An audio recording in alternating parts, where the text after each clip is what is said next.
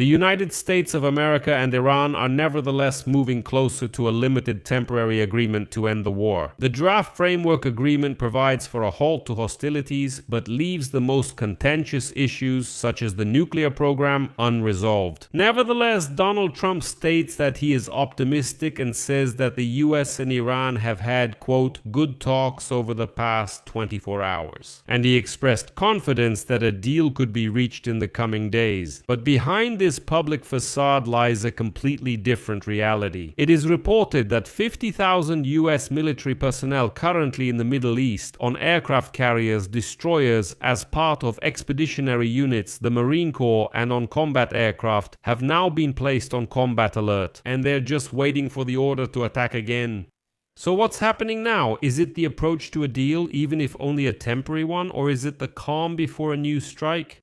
My name is Pechiy, let's discuss this together, but before we start, please subscribe to this channel, like this episode, and leave any comment under this video. This really helps a lot with promoting the channel, so вам за это благодарен. Right now, the White House is still waiting for Iran's response to a one-page memorandum of understanding, which is intended to end the war and set the framework for more detailed nuclear negotiations. Initially, the White House stated that they were expecting a response within 48 hours, but the time has almost run out, so they've already hinted that supposedly there is no longer any time limit. According to officials, the White House wants to achieve a diplomatic breakthrough by the time Donald Trump travels to China next Friday. If an agreement is not reached by that time, the US president may once again consider the use of military force. In general, in any case, Trump wants to appear, at least partially, as a winner in Xi Jinping's eyes. The Memorandum of Understanding, consisting of 14 points and taking up one page, is currently under discussion between Trump's envoys, Steve Witkoff and Jared Kushner, and several Iranian officials, both directly and through intermediaries.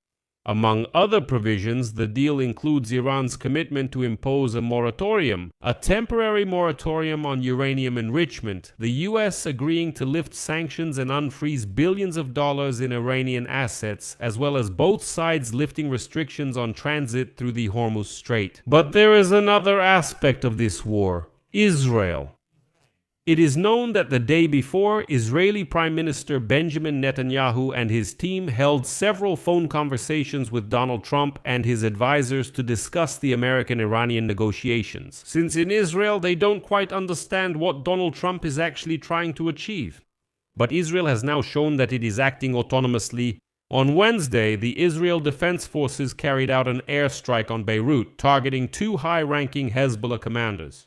And this was the first Israeli strike on the Lebanese capital in several weeks, even though Trump assured that Israel would adhere to the ceasefire. And now experts note that the news that even a partial deal between the US and Iran could lead to the reopening of the Hormuz Strait has already somewhat shifted the markets. In particular, global prices and global stocks on Thursday approached record highs, while oil prices, on the contrary, are showing a sharp decline amid bets that supply disruptions may ease. And sources indicate that Tehran and Washington have nevertheless lowered their ambitions for a comprehensive settlement since disagreements remain, in particular regarding Iran's nuclear program, including the fate of its stockpiles of highly enriched uranium and the timeline for ending nuclear activities. However, according to officials, they are working on a temporary agreement aimed at preventing a return to conflict and stabilizing shipping through the Strait of Hormuz. The point is that the White House has proposed a framework that will develop in three main stages: formal end of the war, resolution of the crisis in Hormuz, and then the launch of a 30-day window for negotiations on a broader agreement. And here, a Pakistani source who is acting as a mediator in the negotiations stated that a one-page memorandum on the official end of the conflict is close to being concluded, although there are still disagreements between the parties.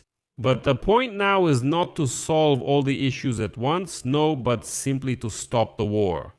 Then try to negotiate further somehow. This proposal will formally put an end to the war after full-scale hostilities were suspended by the ceasefire declared on April 7. But it is still worth keeping in mind that it leaves unresolved the key US demands for Iran to suspend its nuclear program and reopen the Hormuz Strait. Another key condition set by Tehran in negotiations with Washington is the cessation of Israeli strikes in Lebanon. But, as I mentioned earlier, the day before, Israel attacked Beirut while Donald Trump, without coordinating his position with his Israeli allies, began talks with Iran on at least some kind of partial deal. And such behavior by Israel can be explained by a certain retreat.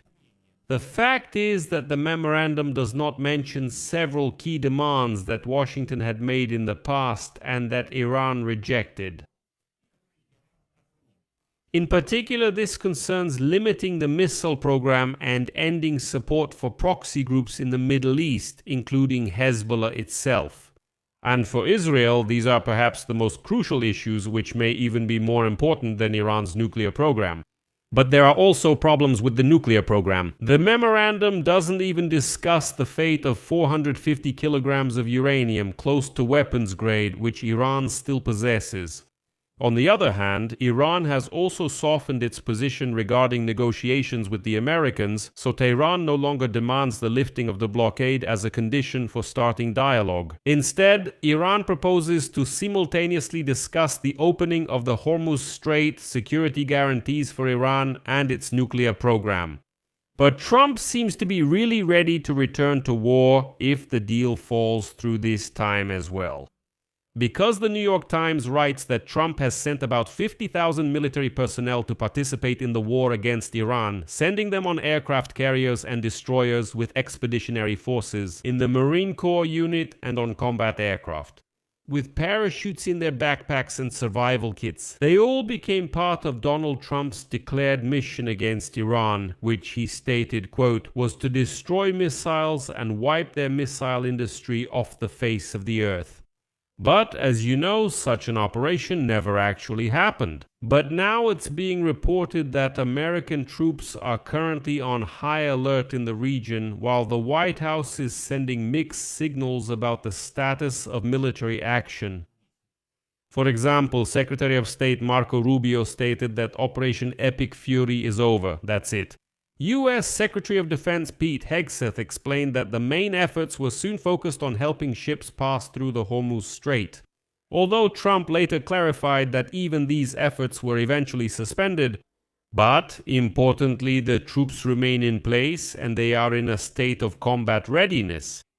I'll leave it at that. Share your opinions and conclusions in the comments below this episode. Subscribe to the channel, hit the bell, and don't forget to like the video. If you want to support the work of this YouTube channel, I would be grateful.